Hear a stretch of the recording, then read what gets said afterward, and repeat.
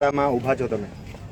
જે રીતે Kevadia tribal museum ખાતે ત્યાં જયેશભાઈ સનાભાઈ તડવી અને સંજયભાઈ ગજેન્દ્રભાઈ તડવીને ત્યાં બાંધીને કપડાં ઉતારીને જે ઢોરમાર મારવામાં આવ્યો અને માર ખાઈને એ લોકોનું જે મૃત્યુ થયું એનાથી આખો સમાજ દુઃખી છે. સમાજમાં ખૂબ આક્રોશ છે અને 8 તારીખે અમે બધા જ સામાજિક આગેવાનો ભેગા થઈને નિર્ણય લીધો હતો કે 9 તારીખે કેવડિયા ગરુડેશ્વર બંધ રાખીશું. એ અમે શાંતિપૂર્વક બધાના સહકારથી સ્વયંભૂ બંધ રહ્યું છે અને 13 તારીખે 5 દિવસે જે બેસણું કાણ કહીએ છીએ એ કાર્યક્રમ આજે અમારો હતો. ત્યારે અમારા આનંદભાઈ પટેલ, છોટુભાઈ વસાવા, શેરખાનભાઈ પટાણ, સુખરામભાઈ રાઠવા, સંદીપભાઈ માંગરોલા, રાજેન્દ્રભાઈ રાણા, પ્રફુલભાઈ પટેલ, નિરંજનભાઈ તડવી, રણજીતભાઈ તડવી, ચંદ્રકાંતભાઈ તડવી જેવા તમામ સામાજિક આગેવાનોને હજારોની સંખ્યામાં ઘરે જ નજરકેદ કરી દેવામાં આવ્યા છે.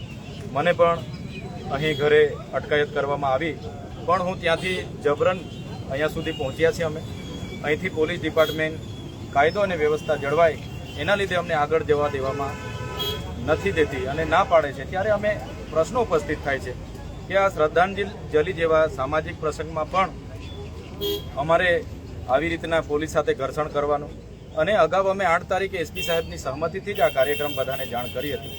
છતાંય આજે કાયદો અને વ્યવસ્થાને ધ્યાને રાખીને અમને જવા દેવામાં નથી આવતા. તો ક્યાં સુધી અમારા લોકો પર અત્યાચાર અમે બેઠીશું? વિસ્તાર અમારો, વસ્તી અમારી, જમીનો અમારી ગઈ અને અમારા લોકોએ ઢોરમાર માર ખાઈને મરી જવાનું છે. અને બંધારણની સંવિધાનિક અધિકાર છે. અમે ન્યાય માટે અમારી રજૂઆતો અમે કરી શકીએ છીએ અને અમારો તો સ્પષ્ટ એજન્ડા હતો, સ્પષ્ટ સંદેશો અમે આપવા માંગતા હતા કે જ્યારે પણ આદિવાસી કોઈ યુવાનની આ રીતના બેરહમીથી હત્યાઓ થશે ત્યારે આદિવાસી એક સંપ થઈને ભેગો થશે. પક્ષ, પાર્ટી, સંગઠનો, ધર્મ સંપ્રદાયો અમે બધા ઘરે મૂકીને આજે જવાના હતા. હું પોતે આદિવાસી હોવાના નાતે મારા પરિવાર સાથે ત્યાં જઈ રહ્યો હતો, છતાં અમને ડેડિયાપાડા અટકાવવામાં આવેલા છે અને અમને એવું લાગી રહ્યું છે કે અંદરથી ઘણા એવા તત્વો પણ હશે જે માહોલ બગાડવા માટે ધક્કા મૂકીને કરી રહ્યા છે. ત્યારે કાયદો અને વ્યવસ્થા જળવાય એને અમે પણ માનીએ છીએ. આદિવાસી સમાજ શિસ્તમાં માનનારો સમાજ છે. આટલા બધા આંદોલનો કર્યા, 9 ઓગસ્ટના કાર્યક્રમો કર્યા, અમે ક્યારેય કોઈનું ખાનગી કે સરકારી મિલકતને અમે નુકસાન નથી પહોંચાડ્યું. ત્યારે આજના કાર્યક્રમમાં અમને ખૂબ દુઃખ થયું છે કે આટલા મોટા સમાજના લોકોને ન્યાય અપાવવા માટે અમને કેવડિયા જવાબ દેવામાં નથી આવ્યા. અમારા હજારો કાર્યકરોને ડિટેન કરીને નજરકેદ કરવામાં આવ્યા છે.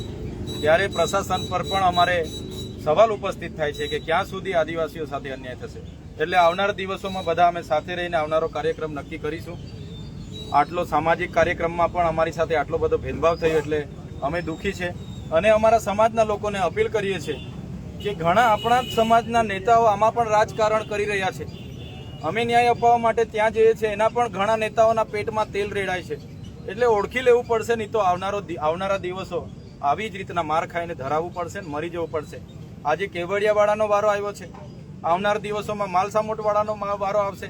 302 એકર જમીન સરકારે હસ્તક કરી લીધી. થોડા વર્ષો પછી દેમોગરાવાળાનો વારો આવશે, થોડા વર્ષો પછી ઝઘડિયાવાળાનો વારો આવશે, વાલિયાવાળાનો વારો આવશે.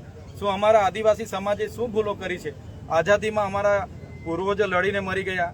આઝાદી થયા પછી અમારા દેશના વિકાસમાં અમે બંધોમાં ડેમો બન્યા, આમાં અમારી જમીનો ગઈ. અમને પાણી નથી મળતું, ખાણોમાં અમારી જમીનો ગઈ. તો આદિવાસી સમાજ આટલું બધું યોગદાન આપે છે, છતાં અમારી સાથે આટલા બધા અત્યાચારો. એટલે અમે ક્યારે સાખી લેવાના નથી. કાયદાનું કામ કરશે. અમે આજે પણ અમે સંવાદથી વાત કરવા ઈચ્છીએ, છતાં અમારી સાથે ધક્કા મૂકી, ડિટેન કરી, ધમકાવવામાં તો ક્યાં સુધી અમે બેઠીશું? એટલે જેટલો આક્રોશ અમારો દબાશે આવનાર દિવસોમાં એટલી તાકાતથી અમે ઉછળીશું. અમે કોઈનાથી ડરવાના નથી. અમારા હક અધિકારો આવનાર દિવસોમાં લઈશું અને ફરીવાર કેવડિયામાં કોઈ સાથે જો આવો બનાવ બને છે તે દિવસે અમે કોઈની પરવાનગી નહીં લઈશું, કોઈની સાથે સંવાદ નહીં કરીશું. અમે આદિવાસીઓ અમારો ન્યાય મેળવી લઈશું. એટલું આપના માધ્યમથી કહું છું. ગઈકાલે પણ તમે એસપી ઓફિસે